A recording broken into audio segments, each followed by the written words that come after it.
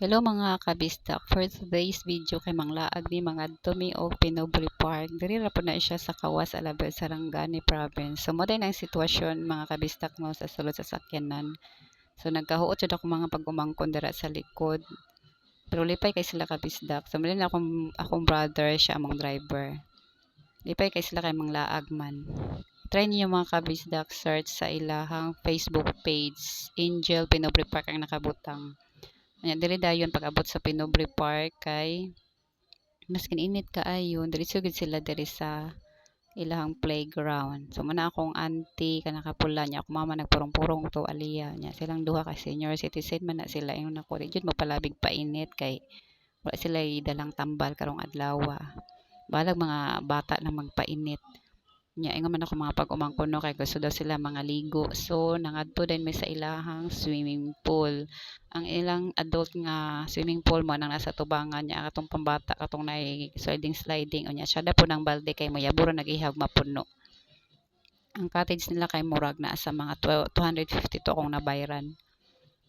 Unya ang akong auntie dayon kay katulgon mura siyang nahubog pero actually di na siya hubog. Unya pagka bandang mga alas 4 na kay medyo landong-landong na namalik din mi diri sa ilahang playground. So muna ako mama murag nakuratan.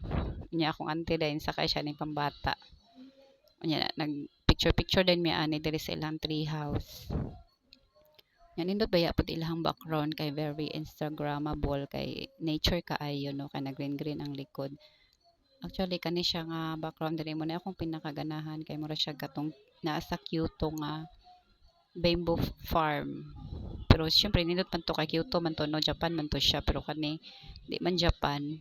Pero nindot gyapon ang iyang pagka-landscape niya. Ako mama dayon kay gusto siya na siya'y picture nga solo. Nya gitawagan ako kung ante para napod siya iyaha nga picture nga solo. Nya next dayon nga nag-imot-imot kani ako ang pinsan.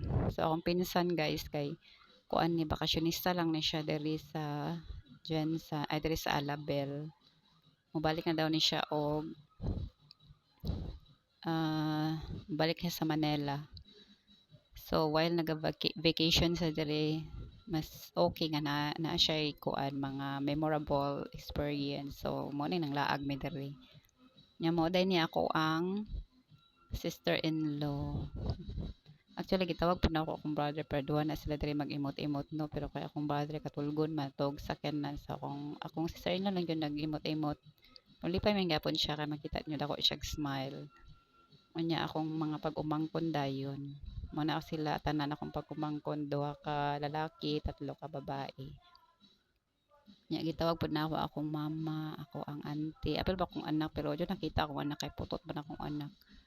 Nya dili na lang may nag-imot-imot sa akong anak no pero wa gyud siya sa mood no kita man niyo wa siya tan-aw sa camera. Nya akong ma-advise di ay no, manglaag mo diri lang jud ng init. Mo day ni akong for today's outfit. Crop top lang jud ang peg. So munang nakaingon ko nga dili lang mo manglaag og init kay di niyo ma-appreciate kay init man unless kung cloudy. That's it guys for today's video. See you on my next vlog. Thank you.